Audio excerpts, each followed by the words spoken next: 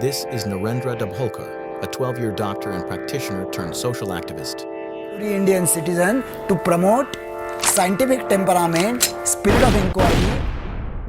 When belief turns into desperation, a human life becomes the most valuable and easiest thing to sacrifice. Dr. Dabholkar had spent his life fighting black magic scams, ritual killings, and the exploitation of the poor. For decades, he had been leading efforts to stop exploitation of people's superstitions and faiths. And August 20th, 2013, he was assassinated. What followed was public outburst, and finally the passing of a new law, the Maharashtra Prevention and Eradication of Human Sacrifice and Black Magic Act, a legislation he spent 25 years fighting for and paying the ultimate price. That law would return a decade later in the dry, rural fields of Yavatmal.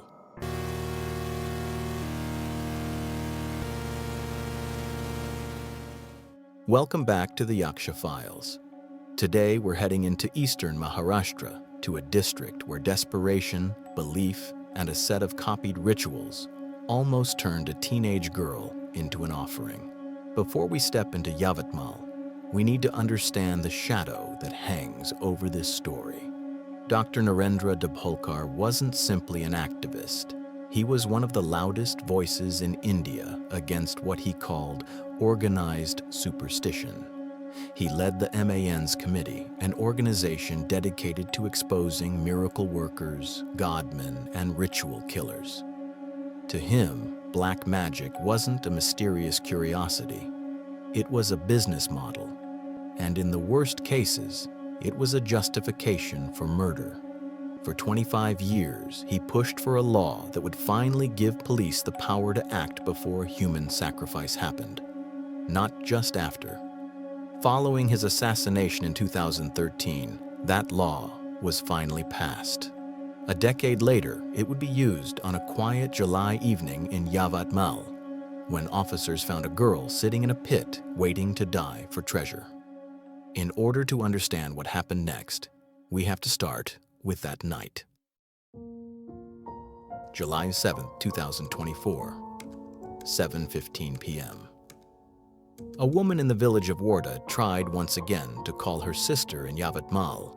She was worried about her niece, her sister's daughter, as she had heard some dangerous rumors.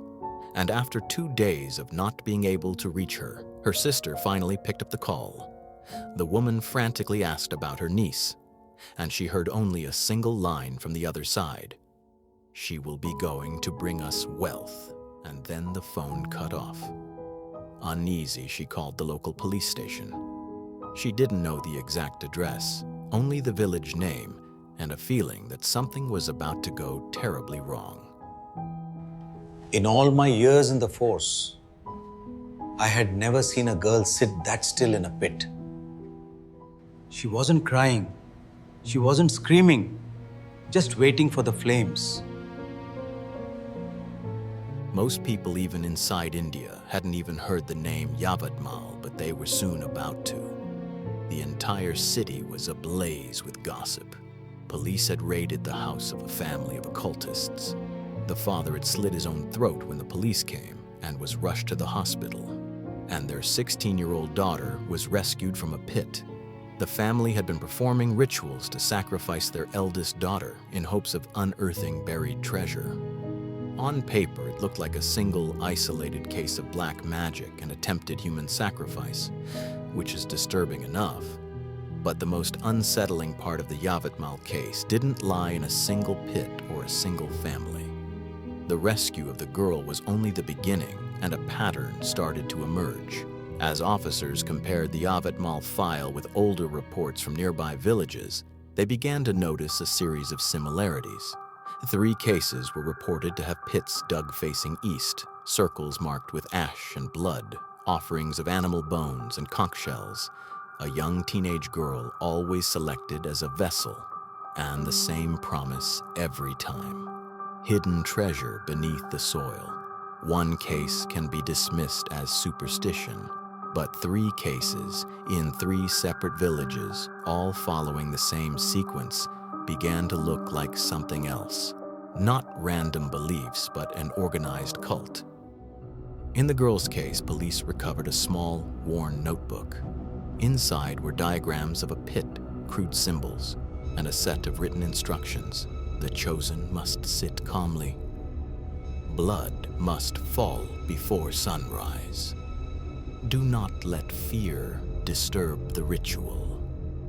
Days later, in another village, a different group was arrested. In their possession was another notebook, different cover, different wear, but the same diagrams, the same steps, the same words, as if someone had copied the same ritual again and again and handed it to different people.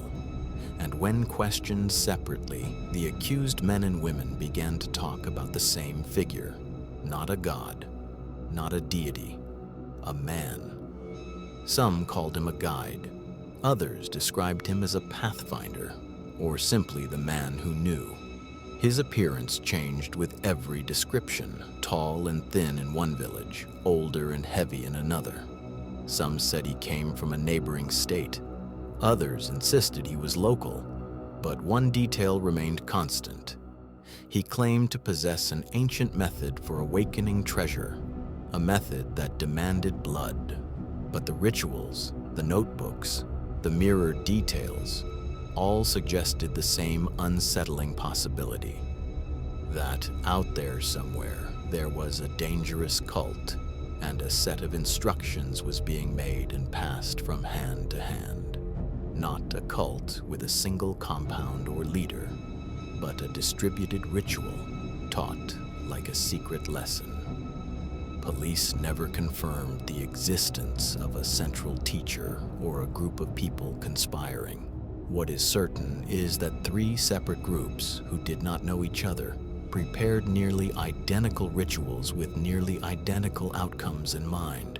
And in each of them, a human life was reduced to a tool in a transaction with something unseen. In the aftermath of the Yavatmal arrests, the same law that had followed Dr. Narendra Dabholkar's death was used to charge the accused. The Maharashtra Black Magic Act was no longer just an abstract legal text.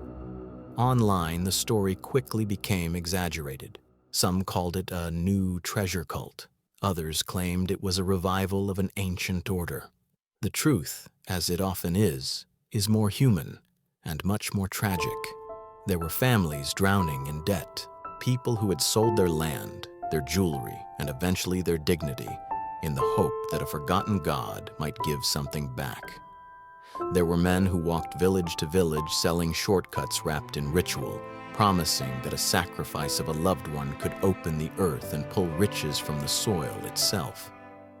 Dr. Dabholkar warned that this is when superstition becomes its most dangerous, not when it inspires fear, but when it offers hope to people who have run out of options. We like to imagine that logic collapses quickly in these places, but the truth is much quieter. Belief replaces desperation 1 inch at a time. And the people in the ritual don't feel like victims. They feel like participants. They feel chosen. Decades after Dabholkar's warnings, we see exactly what he meant. For the Yavatmal policemen who were at the scene, the strangest part wasn't the pit. It wasn't the turmeric, the symbols, or the buried objects. It was the expression on the girl's face. Calm, expectant, almost relieved, like someone who had been promised that this sacrifice wasn't an ending, but a beginning. Hit the like button and subscribe. It helps the channel more than you think. The Yaksha Files will be back soon with another case, and remember, always stay safe out there. Thank you for watching.